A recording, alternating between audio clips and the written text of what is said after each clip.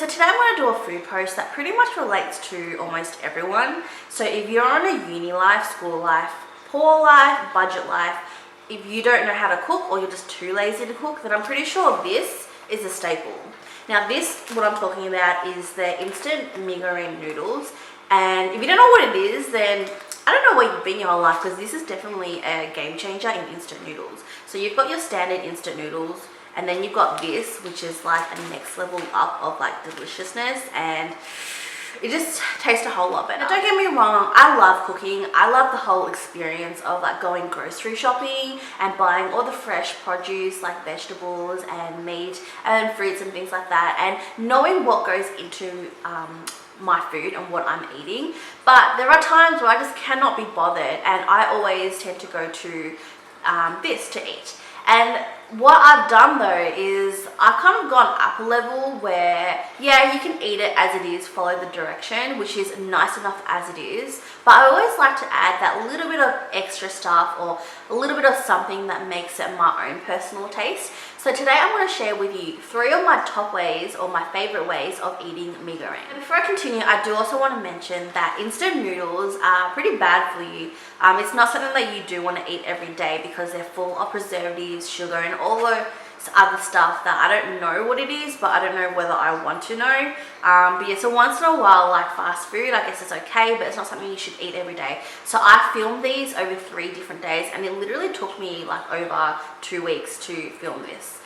So yeah, and also another thing I want to point out, which I find myself getting into a debate about all the time, is how you cook your noodles. Now, I personally don't like to be told that I'm doing something wrong when there's no proven fact or reason in, why it's wrong. But that's pretty much, yeah, like I said, how you cook your noodles. Do you, one, boil the noodles, boil the water and then put the noodles in, or do you put the water and the noodles into a pot and boil it together?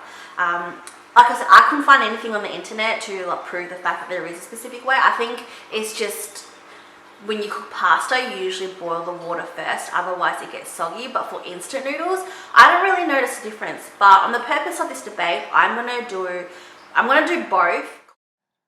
So the first one I like to eat when the weather's nice and I want a bit of crunch in my food. And it's nice having lettuce because it's refreshing in there as well. Now, I know the focus is off, but what you need is a packet of mee goreng, some lettuce, which I personally like to chop it up finely, and also an egg. So first thing I do is cook the noodles, and I've just got the noodles in a pot with just normal temperature water, which I'm going to bring to a boil together. While the noodles is cooking, I'm just going to put that aside on another heat. I'm going to fry the eggs.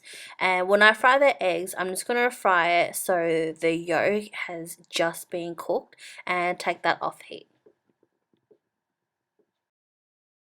So now I'm going to plate up, and the first thing I'm going to do is pop the lettuce in first, and then once the lettuce are in, I'm going to sit the noodles on top of that. So because the noodles are still warm, it's going to kind of make the lettuce a bit soggy, so it's not too crunchy, but it's nice enough that you do get that crunch. And then you add in the rest of the flavors from the packet, and on top of that you then just pop your egg on top, and using a fork or a chopstick, you're just going to kind of break the egg up and mix everything together.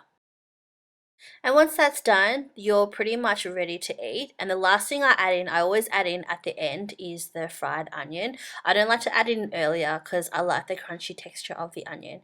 And then ta-da, that is meal 1 done. So when I'm feeling a bit hungry and I want to eat something that will fill me up and give me a little bit more protein, this is my go-to, which is mee goreng with egg and tuna. So for this one, what you need is your packet of mee goreng, a can of tuna, and also an egg and a lemon, which I didn't have, so I'm using a lime. So for this one, I'm going to cook the noodles in boiling water, which I've pre-boiled in a kettle. And once I pop the water in, I'm going to put that aside while I fry the egg. And same rule applies as the other one. I'm just going to cook it, fry it on both sides till the yolk has just undercooked. Now to plate up, I'm going to start with my noodles. Once I've got the noodles in, I'm going to add all the flavors in as well and just give it a nice stir. That way the noodles soak up the flavor. And then I'll add in my tuna with my egg, and using a knife and fork, I'm just going to break that egg up and mix everything together so it's nicely mixed. So once that's nicely mixed, I'm also going to squeeze in a little bit of lime just to complement the noodles and the tuna, and give that a good mix as well, and then top it off with your fried onions, and that is number 2 done. So the last one is a soup base if you're daring, and I like this during winter. So what you need is your packet of mee goreng, you also need an egg, and I've also added some frozen Asian meatballs you get from the Asian grocery. So first things first, you're going to put the noodles into the pot and add your water. So I'm just using room temperatured water for this one. And then once that's in, I'm also going to pop in the meatballs because they're frozen, and I'm just going to let them cook together. And once the water's boiled and I know that everything is cooked, I'm then going to drain the water because I don't want to eat this water. It's full of leftover preservatives and stuff. So I'm going to drain it and pop the noodles back in the pot and add already boiled water from the kettle. And you just want to add enough so it just covers the noodles. You don't want to add too much, otherwise you'll get a really diluted flavor in your soup. And then add all your flavors into the pot that comes with the packet of noodles. Now give that a good stir and make sure your heat is on medium heat, and then crack in the egg and use a fork and kind of break that egg and whisk it all together. This is similar to how you'll make chicken corn soup or sweet corn soup, and basically when that egg cooks you just want to make sure you keep stirring so it kind of thickens the soup base up and also gives it an extra flavor. And then once that's done, all you have to do is transfer that into a plate, and it looks something like this. And then to top it off, as I normally do, I pop in the fried onion last. And then that's number 3 done. So that is 3 of my favourite ways of eating mee goreng. You don't have to add things to it. You can just eat it straight up using the instructions from the packet, and it's perfectly fine. But personally I feel that 1 packet is never enough and 2 packets is too much. So yeah, that's why I always put a little bit of other stuff in just so it tastes nice and the way I like it.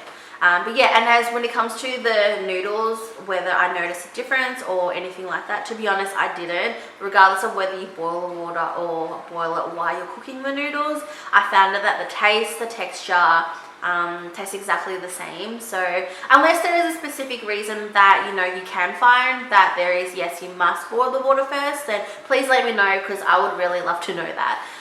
But yeah, so I hope you enjoyed this video. If you do, please give me a thumbs up, and also please make sure you subscribe to watch more videos. And if there's another invention I guess that you've made with mee goreng, please let me know so I can try it as well. But thanks for watching. Bye.